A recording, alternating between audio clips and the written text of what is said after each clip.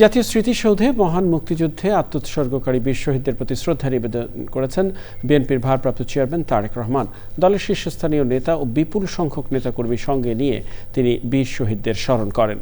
তারেক রহমানের আগমনকে কেন্দ্র করে ব্যানার ফেস্টুন হাতে হাজার হাজার নেতাকর্মীর উপস্থিতিতে পুরো এলাকা উৎসবমুখর হয়ে ওঠে। হাবিবুর রহমানের ভিডিও চিত্রে চক্রমালিথার রিপোর্ট। জিয়া উদ্যানে শহীদ রাষ্ট্রপতি জিয়াউর রহমানের মাজার জিয়ারত করে বিকেল 4:45টার দিকে সাভার জাতীয় স্মৃতিসৌধের উদ্দেশ্যে রওনা হয় তারেক রহমানের গাড়িবহর। তারেক রহমান ওঠেন সবার আগে বাংলাদেশ লেখা লাল রঙের বাসে। পুরো পথ নেতা কর্মী আর মানুষের ভালোবাসায় সিক্ত থাকায় 29 কিলোমিটার পথ যেতে সময় লাগে 5 ঘন্টারও বেশি। রাত 10টার দিকে স্মৃতিসৌধ এলাকায় পৌঁছলে দুপুর থেকে অপেক্ষায় থাকা নেতা কর্মীরা হাত নেড়ে তাদের প্রিয় নেতাকে স্বাগত জানান। স্মৃতিসৌধ প্রাঙ্গণে প্রবেশ করার পর গাড়ি থেকে নেমে পায়ে হেঁটে বেদি পর্যন্ত যান তিনি। নিয়ম অনুযায়ী সূর্যাস্তের আগেই স্মৃতিসৌধের বেদিতে ফুলের শ্রদ্ধা নিবেদন করেন দলের নেতারা।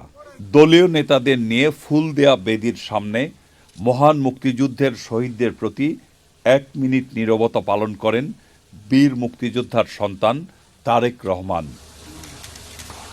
সেখানে উপস্থিত সকলের প্রতি কৃতজ্ঞতা জানান তিনি। আপনারা যারা বিকেল থেকে কষ্ট করেছেন আপনাদেরকে অনেক অনেক ধন্যবাদ। সবাই ভালো থাকবেন। Thank you. আবারও সকলকে ধন্যবাদ জানিয়ে নেতাকর্মীদের নিয়ে উঠে পড়েন গত 2 দিন লাখো মানুষের মাঝে চলতে থাকা লাল রঙের সেই বাসে। পরে স্মৃতিসৌধের পরিদর্শন বইতে সই করেন বিএনপির ভারপ্রাপ্ত চেয়ারম্যান। রাত 11:15টার দিকে তার গাড়িবহর রওনা হয় ঢাকার পথে। ঢাকায় পৌঁছে সোজা যান গুলশানের বাসায়।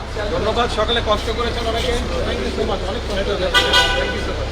সবাই ভালো থাকবেন। আরো যারা আছে আপনাদের সকলকে আমার ধন্যবাদ। Thank you. দেখা হবে। চকর মালিথা, চ্যানেল আই।